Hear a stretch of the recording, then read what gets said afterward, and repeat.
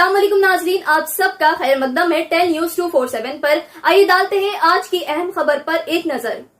तमाम नाज़रीन को प्यार भरा सलाम। उम्मीद है कि आप सभी खैर आफियत से होंगे। नाज़रीन, जिस तरीके से आप देख रहे हैं कि 2023 के आम इंतखाबात का सिलसिला जारी है और हर जगह मौसम 2023 का बहुत ही गर्मा गर्म नजर आ रहा है और एक दूसरी पार्टियां इल्जाम तराशी और एक दूसरे की नुक्ताचीनी तलाश कर रही है। लेकिन दरअसल देखा जाए तो कौन सी पार्टी ने रियासत को तरक्की दिलाई, कौन सी पार्टी ने रियासत की आवाम को धोखा दिया, नुकसान पहुंचाया, इन तमाम बातों को लेकर हम हर मौके पर खास मुलाकात का सिलसिला जारी रखे हुए हैं और हर खास मुलाकात के अंदर एक एक नए मेहमान हमारे साथ जुड़े हुए हैं। और आज के खास मुलाकात प्रोग्राम में हमारे साथ आज वज़ीर तालीम मोहतरमा सबिता इंदिरा रेड्डी साहिबा के फर्जंद मोहतरम जनाब कार्तिक रेड्डी साहब आज हमारे स्टूडियो तशरीफ लाए और आज उनके साथ खास मुलाकात का प्रोग्राम है। बहुत बहुत शुक्रिया कार्तिक साहब, आप तशरीफ लाए। तो जिस तरीके से नाज़रीन हमारे यहाँ बहुत सारे मुद्दे हैं और उन मुद्दों को लेकर सबसे बड़ा वबाल जो रियासत तेलंगाना में चल रहा है, लोगों को भटकाना, लोगों को मजहबी मामलात में उलझाना और रियासत की तरक्की को लेकर झूठे वादे करना, बहुत सारे मामलात हैं। लेकिन क्या दर हकीकत 9.5 साल में तरक्की हुई? क्या मुसलमानों को फायदा हुआ? क्या केसीआर साहब ने जो वादे किए थे वो मुकम्मल हुए या नहीं? कुछ मालूमात कार्तिक रेड्डी साहब से भी मालूम करेंगे क्योंकि उनका भी बहुत जो घराना है बहुत ही सीनियर सियासी मैदान से उनका जुड़ा हुआ है। तो कार्तिक रेड्डी साहब से पहला सवाल है कि आपका जो घराना है, आपके जो वालिद साहब इंदिरा रेड्डी साहब है, मोहतरमा सबिता इंदिरा रेड्डी साहिबा वालिदा आपकी जो है बहुत ही सीनियर है, तो क्या अब तक उन्होंने जो गुज़िश्ता की हुकूमत में काम किया और इस बार केसीआर साहब के साथ काम कर रहे हैं, मुसलमानों को लेकर केसीआर साहब का नजरिया क्या है? पहला चीज़ अब्दुल्ला, मैं आपका शुक्रिया अदा करना चाहता हूँ कि आपकी स्टूडियो में और आपकी चैनल में हमको इस्तकबाल करें। और दूसरी चीज़, अल्लाह का करम है, हमारे वाले साहब और वालदा का जो हार्ड वर्क है तकरीबन 40 साल से, अल्लाह का करम है कि हम लोगों के दरमियान में रह सके और उनकी मोहब्बत और प्यार से यहाँ तक पहुँचे, उनका करम है अल्लाह का। और तीसरी चीज़ हो गई, अगर मुसलमानों की या माइनॉरिटियों की बात तेलंगाना में जी, थोड़ी चीज़ अपन याद रखना चाहिए कि 27 साल से हिंदुस्तान में मुसलमानों से एक सियासती खिलवाड़ हुई जाती है।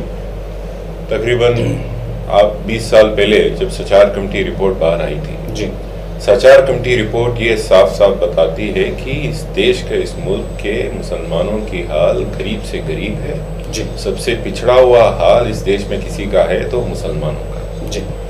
इस देश में तकरीबन 27 साल से आज़ादी के समय से आज तक अब सबको पता है कि एक ही जमात मुसलमानों का वोट ज़्यादातर लेते हुए आ रही है, वो है कांग्रेस है। और आज मुसलमानों की हाल खराब है जी, उनकी तालीम में पीछे पड़े हुए हैं, उनकी फाइनेंशियल और सोशो इकनॉमिक सिचुएशन पे पीछे पड़ा हुआ है जी। इसकी जिम्मेदार भी कांग्रेस पार्टी को उठाना चाहिए।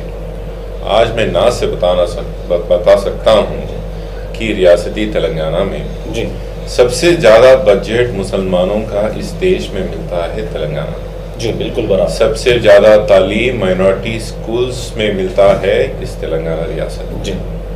सिर्फ मौला मरज़म को, उलेमा को कहीं तनकी मिलता है, वो सिर्फ तेलंगाना में। बराबर, ये बात दुरुस्त है। और दूसरी चीज़ है कि माइनॉरिटी बच्चियों को शादी कराने वाला ऐसा कोई रियासत है तो सिर्फ तेलंगाना। बराबर। ये अगर माइनॉरिटियों से, मुसलमानों से मोहब्बत नहीं है जी, उनकी तरफ इज्जत पेश नहीं की जा रही है तो और क्या है? बराबर। कांग्रेस पार्टी के इल्ज़ाम तो बहुत रहेंगे जी कि आप उनकी सबसे बड़ी इल्ज़ाम ये है कि बीआरएस पार्टी बीजेपी से मिली हुई है जी, एमआईएम पार्टी बीजेपी से मिली हुई है जी। मैं ये बात साफ साफ बताना चाहता हूँ, ये बात मेरी नहीं है, हमारे सदर साहब केसीआर साहब की है, इस रियासत के वजीर आले की है कि हम कभी भी बीजेपी से नहीं मिलेंगे जी। अगर जरूरत है तो सियासत बंद कर देंगे जी, पर अपन बीजेपी से मिलने का कोई इरादा नहीं है। बहुत सारे तस्वीर भी गश्त करते हैं सोशल मीडिया पे कि कविता मैडम की है या फिर और भी दीगर एमएलए और खुद केसीआर साहब के जो हाथ जोड़कर मोदी को नमोद करते हैं, तो क्या ये रिश्ता नहीं है? अब्दुल्ला, जब राहुल गांधी साहब जी खुद पार्लियामेंट में उठ के मोदी से गले मिल सकते हैं, अच्छा, तो इज्जत पे तो सलाम वालेकुम तो हो सकती है। फोटो में आने का ये मतलब नहीं होता जी कि हम उनसे सियासती मामलों में मिले हुए हैं। जी और इतनी झूठ फैलाई जाती है अब्दुल्ला कि कांग्रेस बीआरएस पार्टी ने सीए और एनआरसी बिल को की तायद की। झूठ, गैर हाजिर भी तो थे। बराबर झूठ है जी। मैं क्या बताता हूँ, हमारे असेंबली में जो रेजोल्यूशन निकाली गई उसकी बात क्यों नहीं बोलते? बराबर। सीए और एनआरसी के खिलाफ जी असेंबली में रेजोल्यूशन जब निकला था जी, उसकी बात क्यों नहीं करती कांग्रेस पार्टी? बराबर, तो वो बात भी करना चाहिए। बीजेपी से, मोदी से हमारा कुछ ताल्लुक नहीं है। हाँ, अगर कोई भी पार्टी फिरकापरस्त जमातों से कोई ताल्लुक रखती है तो वो कांग्रेस पार्टी। महाराष्ट्र में कौन सी पार्टी, कौन सी जमात से इनकी अलायंस है अब्दुल्ला? शिवसेना से है। शिवसेना क्या सेकुलर जमात है? बीजेपी के साथ उनका दोस्ताना बहुत गहरा ताल्लुक और कट्टर है। बराबर। शिवसेना की सोच मुसलमानों के खिलाफ और कट्टर है। बराबर। ऐसे कट्टर हिंदू पार्टी से तो आप डायरेक्ट अलायंस में ही है। जी। आप कौन है भाई हमको इल्जाम लगाने वाले? इल्जाम होती है सियासती मामला एक तरफ।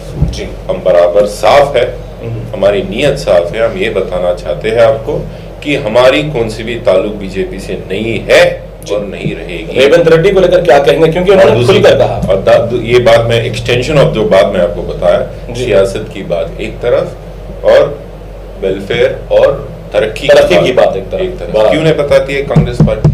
जी। आपका आइडिया, एजेंडा क्या है मुसलमानों की? जी। आप कैसे कितने बच्चों को पढ़ाएंगे?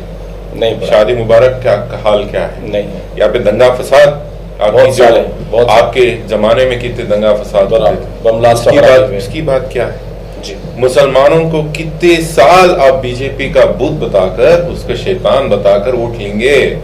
जी। वही मुसलमान सिर्फ केले बेच लेना क्या है उनका हक और उनकी कितनी उनकी ताकत है? आप देखिए, हमारी पार्टी में, हमारी जमात में जी। हमारे होम मिनिस्टर कौन है? मुसलमान है। हर मीटिंग में सीएम साहब तो इमामी शरीफ तो पहन के निकलते, इमाम ज़मीन बराबर मानते हैं। जी।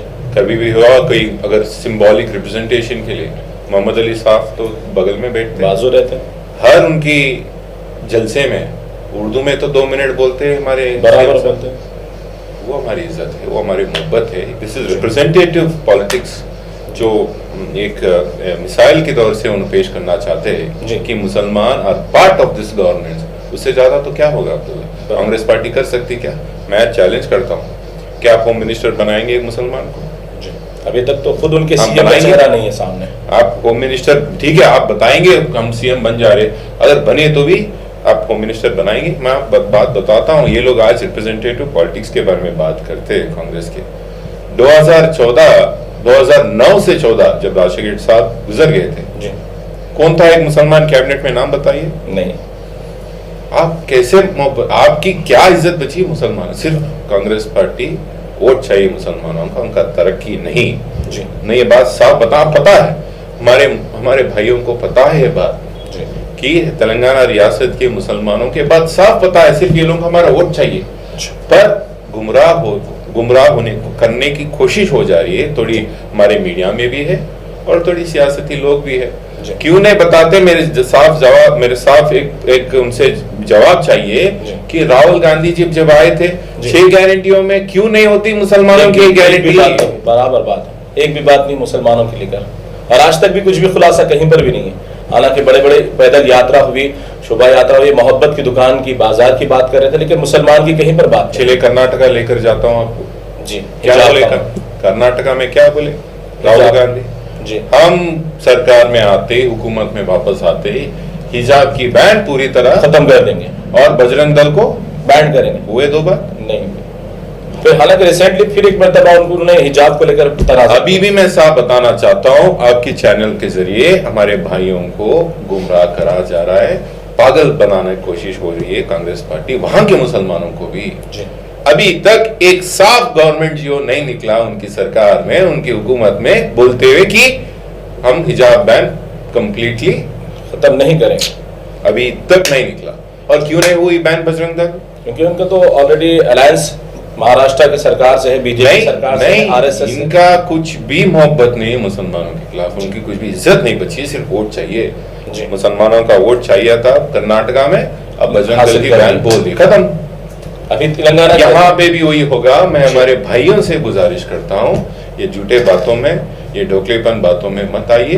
केसीआर साहब सेक्युलर जो उनकी हुकूमत चली है 9 साल में 10 साल में, वो शांति और अमन का जो भी एटमॉस्फेयर है बरकरार है, इसको खराब मत करिए। कांग्रेस पार्टी पे भरोसा मत करिए। तो जिस तरीके से आपने बताया कि अभी जन्नत नहीं बनी और शायद इसको टाइम लगेगा, तो माइनॉरिटीज को लेकर अभी जो मजीद स्कीमात आने वाले हैं उस पर आप क्या कहेंगे? यानी अभी मुसलमानों को भरोसा फिर एक बार करना चाहिए। मैं बताना चाहता हूँ कि पहला रियासत है, अपन नाज से बोलना चाहिए कि हमारा रियासत पहला ऐसा रियासत है जहाँ यहाँ के उलेमा और मस्जिद मौलाना को तनकी मिलती है, हदिया वगैरह दिया जाता है, सब कुछ यहाँ पे मिलती है। और हमारे ईद के टाइम पे भी यहाँ पे तोहफे आते हैं। सिर्फ हमारा रियासत बराबर इफ्तार का भी इंतजाम होता है, कौन सा भी रियासत नहीं है यहाँ पे। सीएम साहब ने साफ साफ बताया कि हमारे मौलवियों और मस्जिद के मौजम को तनके की थोड़ी इंक्रीज भी इजाफा होना चाहिए और इजाफा करने का ऐलान भी हो गया, जियो भी हो गया, उसका भी होगा। और जो जहां भी अगर किड्स कम हो रहा है क्या, अपना इफ्तार ईद के टाइम पे जो भी क्या बोलते हो, ईद के गिफ्ट हो रहा है, इफ्तार वगैरह पार्टी, उसका भी बढ़ाई जाएगी। तो सीएम साहब उसका भी साफ साफ खुलासा किया, हमारे मैनिफेस्टो में भी है वो बात। जी, जिस तरह से नाज़रीन हमारे कार्तिक रेड्डी साहब बता रहे थे, रियासत तेलंगाना में तरक्की अभी मजीद बाकी है और इस तरक्की को लेने के लिए और मजीद बढ़ाने के लिए एक और मर्तबा बीआरएस को बरसर इख्तिदार लाने की जरूरत है। चलिए एक मुख्तसर से सवाल आपके इलाके अपने कॉन्स्टिट्यूंसी को लेकर करते हैं, क्योंकि आपकी वालिदा का ताल्लुक जलपल्ली से है और जलपल्ली इलाके महेश्वरम से उन्होंने बड़े पैमाने पे जीत हासिल की। तो वहां पर आपकी वालिदा ने अपने कितने तरक्याती काम किए हैं, वहां की आवाम का क्या रद्द-ए-अमल है? मैं आपको बहुत खुशी से एक बात बताना चाहता हूँ। 2009 में पहली वक्त मेरे पे जब हमारे अम्मा वालदा यहाँ पे कंटेस्ट करे थे, ये अपने हल्के महेश्वरम में, वहाँ पे जब महेश्वरम हल्के में जलपल्ली भी एक इलाका है जी। मैं जब पहली वक्त वहाँ पे कैंपेनिंग निकलता था, वोट पूछने, घरों पे पहुँचने की कोशिश करता था, गाड़ी नहीं जाती थी। अच्छा, रास्ते से है? हम थोड़ी दूर बाइक में जाना पड़ता था और उसके बाद पैदल निकलना पड़ता था। गरीब लोग यहाँ की एरिया, जलपल्ली की एरिया में कम रेटों पे लैंड मिलने से, जब बिना कुछ सहूलत के, बिना रोड के, ड्रेनेज के, या वहाँ पे कोई से भी सहूलत के बिना वो लोग वहाँ पे प्लॉटा खरीदे और घर बना लिए। वो उनकी मजबूरी थी, उनकी गलती नहीं है, वो मजबूरी है। अब ऐसा कौन सा भी एरिया वहाँ पे जलपल्ली में बचा नहीं जो कार नहीं जा सकती। वही सर्टिफिकेट हमारा तरक्की का है। 5 साल पहले इस एरिया में पानी का बहुत बड़ा प्रॉब्लम था। इतनी बड़ी मसाइल थी पानी की, मैं कहीं पे भी जाता था सिर्फ पानी पिलाओ, ये बात चलती जी। मैं आपको बताना चाहता हूँ, कौन सी भी घर नहीं बचा हुआ है जलपल्ली में जहाँ मीठा पानी नहीं मिलता जी। वो हमारी सर्टिफिकेट है, तरक्की हुई, वो हमारी सर्टिफिकेट है। पूरे अंधेरे में रहता था पूरा बस्ती, पूरा लाइटों से अभी भरे हुआ है, वो हमारा सर्टिफिकेट है काम करने की। स्पेशल ग्रांट से तकरीबन 200 करोड़ से ज्यादा पैसे लेकर आकर सिर्फ माइनॉरिटी एरिया में डेवलप करने वाली एक ही ऐसे एक विधायक है, ऐसी एमएलए स्टेट में है, वो हमारे वालदा। जिस तरीके से हजारों लोग नहीं बल्कि मैं समझता हूं कि उस्मान नगर का जो मामला है सारी दुनिया में फैला था, क्योंकि एक मसरूफ तरीन इलाकों के दरमियान एक इलाका डूबा हुआ है और कई लोग उसके अंदर मुतासिर हुए, तो वो भी आपके। अस्सलाम वालेकुम, आदाब, हेलो एवरीवन। दोस्तों, मैं आपका दोस्त शहबाज खान, आप देख रहे हैं टेल न्यूज 24/7। इसको यूट्यूब पर सब्सक्राइब करिए, लाइक कमेंट शेयर करिए ताकि नए नए अपडेट्स आपको मिल सके। अस्सलाम वालेकुम।